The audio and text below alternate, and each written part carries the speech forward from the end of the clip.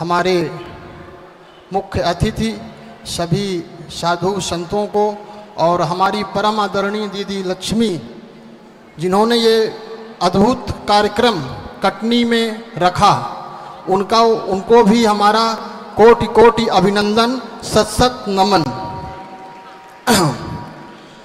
हमारा अनुभव ये है कि हम कुछ 5 साल से लगभग ब्रह्मा कुमारी संस्था से जुड़े हैं और इस संस्था में हमने ये अनुभव किया कि जो भारत को विश्व गुरु बनाने की हमारे प्रधानमंत्री जी की जो इच्छा है, वो हमारी ब्रह्मा कुमारी संस्था ही इस कार्य में लगी हुई है।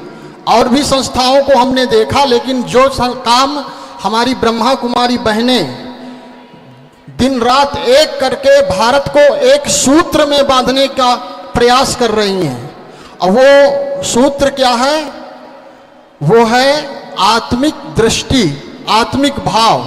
हम सब लोग एक ही कार्य में हमने सभी का वक्तव्य सुना, सभी ने अपना अपना वक्तव्य बहुत अच्छा दिया, बहुत सुंदर दिया, लेकिन सोचने की बात यह है कि जब तक हम अपने को आत्मा नहीं समझेंगे, गीता में जो मुख्य पाठ है, स्वधर्मे निधनम श्रेयः परधर्मे भयावह, अर्जुन के सामने दुविधा ये थी कि उसके सामने मोह के रूप में सारे लोग खड़े थे। अब वो अपने धनुष बाण जो है छोड़ करके युद्ध करने से पूरी तरह से मना कर दिया कि मुझसे ये युद्ध नहीं होगा। तब भगवान ने अर्जुन को यही बात बताया कि अर्जुन, ये जो सामने खड़े हैं ये सब पहले से ही मरे हुए हैं, इन्हें तुम्हें मारने की जरूरत नहीं है। ये शरीर जो है ये मरा हुआ है और आत्मा अजर अमर अविनाशी है, आत्मा शाश्वत है, सनातन है, नित्य है। जब अर्जुन को ये बात पूरे दूसरे अध्याय सांख्य योग में भगवान ने अर्जुन को आत्मा का ही पाठ पढ़ाया, और गीता कोई रटने का विषय नहीं है, धर्मशास्त्र। गीता को भगवान के महावाक्यों को जीवन में उतारना पड़ेगा, तब ये धरती पे स्वर्ग आएगा। पाठ तो बहुत सारे लोग कर रहे हैं गीता का, रामायण का, भागवत का, लेकिन हमारे समाज में लोगों की बौद्धिक स्तर नीचे ही गिरता जा रहा है। हमारे अंदर स्वार्थ, क्रोध, लोभ, अहंकार की भावना बढ़ती ही जा रही है, घट नहीं रही। उसका कारण क्या है? उसका कारण मात्र एक ही है, क्योंकि हम शब्दों को पकड़ रहे हैं, शब्दों को भगवान के जीवन में नहीं उतार रहे हैं। यदि आपको दुर्योधन, दुशासन, कंस, रावण, इनका आध्यात्मिक रहस्य समझना हो तो ब्रह्मा कुमारी सेंटर में अवश्य जाएं, ताकि आपको पता चले कि रावण क्या है, राम कौन है। यदि आप, हम कई बार मधुबन भी हो आए हैं और वहाँ का अनुभव हमारा ऐसा है कि हम आपको इतना, हमारे पास समय बहुत कम दिया गया है और इन कम समयों पर हम आपको बता नहीं सकते, किंतु आपसे इतना जरूर कहेंगे कि एक बार जरूर समय निकाल करके मधुबन जरूर जाएं। आज यहाँ कितने लोग नए नए लोग आए, हाथ उठाएं कृपया। अभी इस कार्यक्रम में नए लोग कितने आए हैं जो कि संस्था से नहीं जुड़े हैं? ओह, बहुत कम लोग आए हैं।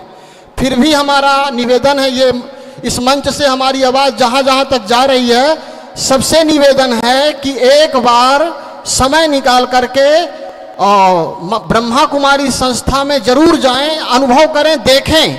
ये बात कानों से सुनने की नहीं है, अनुभव करने की है। और जब तक आप जाएंगे नहीं वहाँ, तब तक ये बात आपके लिए अतिशयोक्ति है, सुनने की बात है मात्र।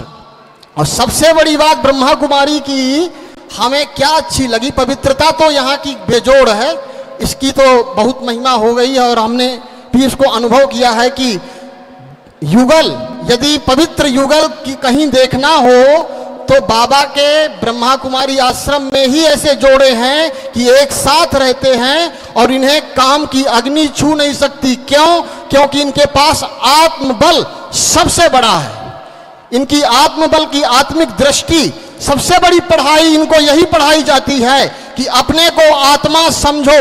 जब तक हम अपने को आत्मा नहीं समझेंगे तब तक हम हिंदू, मुस्लिम, सिख, ईसाई, ब्राह्मण, क्षत्रिय, वैश्य, शूद्र इन जातियों में अपने को बांट के रखेंगे। जब तक ये अनेक धर्म, अनेक जातियां, अनेक संप्रदाय हमारे भारत पे हैं तब तक हमारा भारत स्वर्ग नहीं बन सकता, नहीं बन सकता, नहीं बन सकता।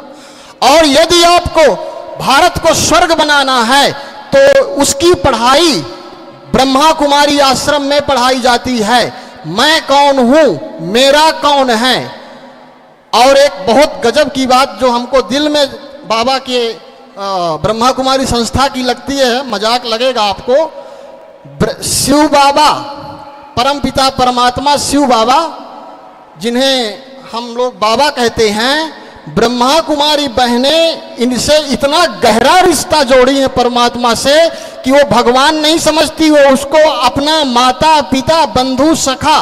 भक्ति मार्ग में आप लोगों ने तुमेव माता च पिता तुमेव ये शब्द सुना होगा, लेकिन बाबा की जो बच्चियां हैं ब्रह्मा कुमारी, बाबा को अपने रिश्तेदार जैसे घर में यूज करती हैं। इसका हमने अनुभव किया है। आप स्वयं जाएं और देखें कैसे ये लोग बाबा कह करके और बाबा से सारा कार्य कराती हैं भगवान से।